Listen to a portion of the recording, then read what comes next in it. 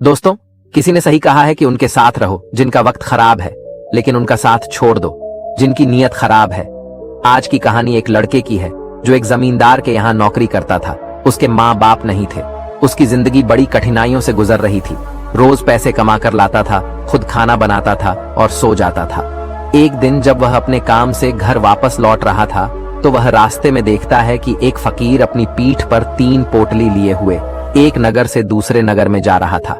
वह देखने में काफी बुढ़ाड़ लग रहा था, लेकिन वह कुछ दूर और चलने के बाद थक कर एक पेड़ के नीचे आकर बैठ गया। तभी उस फकीर की नजर इस नौजवान लड़के पर पड़ी जो जमींदार के यहाँ नौकरी करता था, और वह उस दिशा में जा रहा था जिस दिशा में उस फकीर को जाना था। और वह लड़का जैसे ही वह उस फकीर के पास से गुजरा, तभी उस फकीर ने आग्रह भरी आवाज से कहा, सुनो बेटा, क्या तुम मेरी थोड़ी सी मदद कर सकते हो? ये पोटलियां भारी है और मैं ज्यादा देर तक इनका वजन नहीं उठा सकता, तो तुम क्यों ना मेरी एक पोटली को उठा लो और इसे उस दूसरे नगर तक पहुंचा दो। इसके बदले में तुम्हें 2 सोने के सिक्के दूंगा। वह लड़का उसे फकीर की सारी बातें सुनता है और उनसे कहता है, कोई बात नहीं बाबा, मैं आपकी मदद करने के लिए तैयार हूं। बताइए आपको कहां पर जाना है। ऐसा कहते हुए उस लड़के ने फकीर की एक पोटली उठा ली और उसे अपने कंधे पर रख ली। जैसे ही उसने उस पोटली को अपने कंधे पर रखा तो उस यह आभास हुआ कि यह पोटली तो सच में भारी है। फिर वह लड़का और फकीर रास्ते में आगे की ओर बढ़ने लगते हैं। कुछ देर तक चलने के बाद देखते ही देखते वह गांव खत्म होने लगा और अब एक सुनसान रास्ता आगे की ओर जा रहा था। वे दोनों अपने रास्ते पर आगे की ओर मस्त होकर चल रहे थे। जब वह दोनों भीड़ से पूरी तरह अलग हो गए, तब वह लड़का फकीर से कहता है कि बाबा, इस पोटली में आखिर ऐसा क्या रखा है जिससे यह पोटली इतनी भारी है? इस पर वह फकीर कहता है कि कुछ नहीं बेटा, इसमें कुछ तांबे के सिक्के भरे हुए हैं, इसलिए यह इतनी भारी है। उस फकीर की यह बात सुनकर वह लड़का मन ही मन सोचने लगा कि लगता है यह बाबा जरूर कोई व्यापारी है, तभी तो यह इतने सारे तांबे के सिक्के साथ लेकर चल रहे हैं। लेकिन तभी उसके मन में एक विचार आया कि मुझे इन सब से क्या मतलब, मुझे तो इस पोटली को दूसरे गांव तक पहुंचना है। जैसे ही यह ख्याल उसके मन में आया, उसने तंबों के सिक्कों का ख्याल अपने मन से निकाल दिया और रास्ते में आगे की ओर बढ़ने लगा। चलते चलते वह दोनों एक नदी के किनारे पहुंच गए। वह लड़का काफी हट्ठा कट्ठा था, इसलिए वह बिना ज्यादा सोचे समझे नदी में उतर जाता है।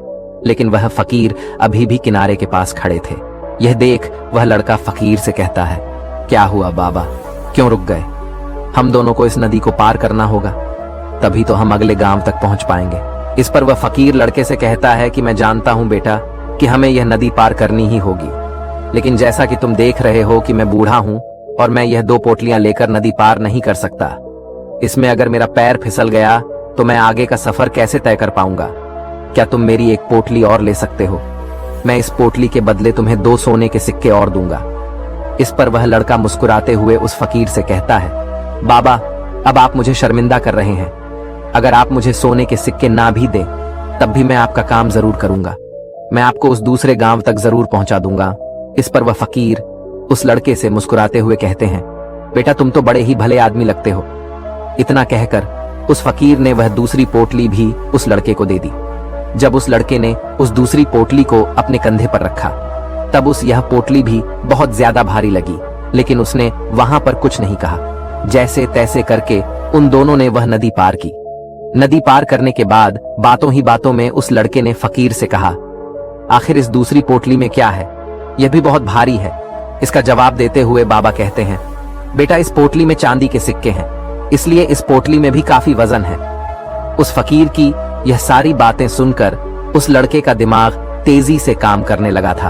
वह सोचने लगा, एक पोटली में तांबे के सिक्के हैं और दूसरी में चांदी के। ऐसा लग रहा है जैसे यह फकीर बाबा बड़ी दूर से आ रहे हैं और इन्होंने अपनी सारी जमीन जायदाद बेचकर यह सिक्के इकट्ठा किए हैं, इसलिए तो यह इतना सारा धन साथ लेकर चल रहे हैं। लेकिन वह लड़का उस फकीर बाबा से कुछ भी नहीं कहता और वह दोनों चुपचाप अपने रास्ते में आगे की ओर बढ़ते चले जाते हैं। कुछ देर चलने के बाद आगे और सुनसान रास्ता आ जाता है।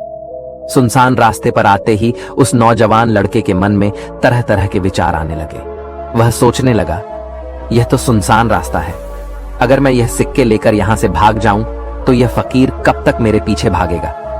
मुझे नहीं लगता कि यह मुझे पकड़ पाएगा और यहाँ कोई दूर दूर तक है भी नहीं जो इसकी मदद कर सके। और वैसे भी ये बहुत सारे सिक्के हैं, मैं इससे एक अच्छी दुकान खरीद सकता हूँ और खुद का व्यापार शुरू कर सकता हूँ। और वैसे भी बूढ़ा फकीर इस धन का क्या करेगा, इससे अच्छा तो मैं ही इसे लेकर भाग जाता हूँ। वह लड़का यह सब सोच ही रहा था, तभी उसे खुद पर आश्चर्य हुआ।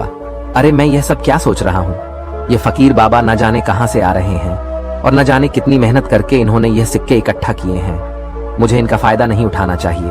उसने कुछ देर के लिए तो अपने मन के विचारों पर काबू कर लिया, लेकिन थोड़ी देर बाद देखते ही देखते उसके मन के लालच के बड़े विचार उस पर और अधिक हावी होने लगे।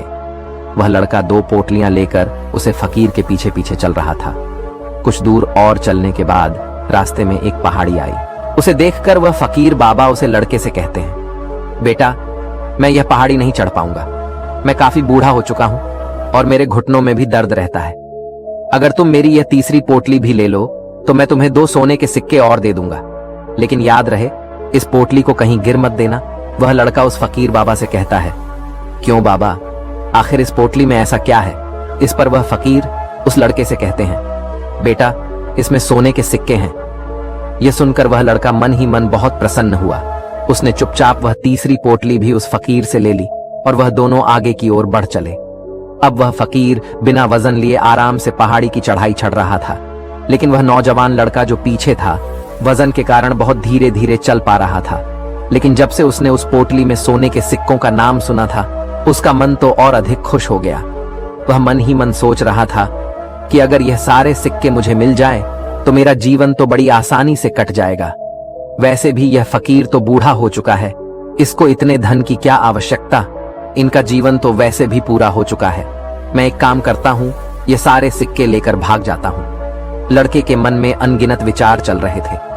लड़के का मन उसकी बुद्धि पर पूरी तरीके से हावी हो चुका था। तभी उसके मन में एक और विचार आया, और अब की बार वह लड़का यह सोच रहा था कि लगता है यह फकीर बाबा कोई चोर हैं, नहीं तो इनके पास इतने सारे सोने के सिक्के कहां से आए। अगर यह कोई व्यापारी होता तो यह इस तरीके से पैदल यात्रा नहीं करता, और अगर इनके पास इतना सारा धन था तो यह कोई ना कोई साधन भी जरूर करता। लगता है यह कोई चोर है, और चोर का धन चोरी करने में कौन सी बुराई है। ये सोचते हुए वह लड़का अब काफी तेजी से पहाड़ी के ऊपर चढ़ रहा था, और देखते ही देखते वह फकीर से आगे भी निकल गया। वह ये सोच रहा था, जैसे ही इस पहाड़ी की चढ़ाई खत्म होगी और ढलान आएगी, मैं इन तीनों पोटलियों को लेकर भाग जाऊंगा। इसके बाद यह सारा धन मेरा हो जाएगा और मेरी गरीबी हमेशा के लिए खत्म हो जाएगी। ये सब सोचते सोचते वह पहाड़ी की चोटी पर पहुंच गया, और अब ढलान का रास्ता शुरू होने वाला था। तभी वह लड़का उस फकीर की नजरों से छुपता हुआ तीनों पोटलियां लेकर तेजी से भागता हुआ आगे निकल गया। अब उसे अपना शरीर हल्का महसूस होने लगा, जैसे उसे उन पोटलियों का वजन ही महसूस नहीं हो रहा था। काफी देर तक दौड़ते भागते हुए लोगों की नजरों से छुपते हुए वह किसी तरह अपने घर पहुंच गया। उसकी खुशी का तो कोई ठिकाना ही नहीं रहा। उसने सोचा, क्यों ना मैं जल्दी से इन तीनों पोटलियों से सिक्के निकालकर इन्हें कहीं छिपा देता हूं। यह सोचकर जब उसने पोटली खोली तो पहली पोटली में उसे जंग लगे हुए लोहे के सिक्के मिले। यह देखकर वह चौंक गया। इस पर जब उसने दूसरी पोटली खोली, इसमें भी उसे जंग लगे हुए लोहे के सिक्के ही मिले। यह सब देखकर वह लड़का हैरान हुआ। उसने मन ही मन कहा, आखिर यह सब क्या हो रहा है। उस फकीर ने मुझसे कुछ और ही कहा था। जब उसने तीसरी सोने के सिक्कों वाली पोटली खोली तो उसमें भी लोहे के सिक्के ही मिले। यह सब देखकर लड़का बड़ा क्रोधित हुआ। आखिर उस फकीर ने मुझसे झूठ क्यों कहा? आखिर उस फकीर ने मुझे तांबे, चांदी और सोने के सिक्कों के बारे में क्यों कहा? वह यह सब सोच ही रहा था कि तभी उसकी नजर उस पोटली में पड़े एक पत्र के ऊपर पड़ी। उसने वह पत्र उठाया और उसे खोलकर पढ़ने लगा। उस पत्र में लिखा था, यह पूरा नाटक एक ईमानदार व्यक्ति की खोज के लिए रचा गया है। मैं इस राज्य का राजा हूं, मेरी कोई संतान नहीं है, इसलिए मैंने यह षड्यंत्र रचा है ताकि मैं अपने राज्य से किसी एक ऐसे ईमानदार व्यक्ति की खोज कर सकूं जो मेरे बाद इस राज्य का राजा बन सके और राज्य को संभाल सके, और इस राज्य भार को वही संभाल सकता है जो पूरी तरह ईमानदार हो, जिसके मन में किसी प्रकार का कोई लालच ना हो। पत्र पढ़ते ही वह लड़का जोर जोर से चिल्लाने लगा और अपना सर पड़कर बैठ गया। वह यह जानता था कि अगर वह अपने मन के विचारों पर नियंत्रण कर लेता तो उसका जीवन बदल सकता था। लेकिन अफसोस, वह अपने मन के विचारों पर नियंत्रण नहीं कर सका। दोस्तों, गौतम बुद्ध कहते हैं कि विचार ही सब कुछ है। जैसा हम सोचते हैं वैसे ही हम बन जाते हैं। इसलिए हमारा सबसे बड़ा दुश्मन हमें उतना नुकसान नहीं पहुंचा सकता जितना हमारे मन के अनियंत्रित विचार हमें नुकसान पहुंचा सकते हैं। महात्मा बुद्ध कहते हैं कि अपने मन को ध्यान से देखो। हमारे मन में जो विचार चलते हैं वही विचार शब्द बन जाते हैं और विचार ही कर्मों के रूप में प्रकट होते हैं। बार बार दोहराने पर कर्म आदतें बदलने लग जाता है और धीरे धीरे यह आदत हमारे चरित्र का गठन करने लगती है और आगे चलकर यही चरित्र हमारे भाग्य का निर्माण करता है। इसलिए हमें विचारों के प्रति सजग रहना आवश्यक है। तो दोस्तों, आज की कहानी आपको कैसी लगी कमेंट करके जरूर बताएं। नमो बुद्धाय।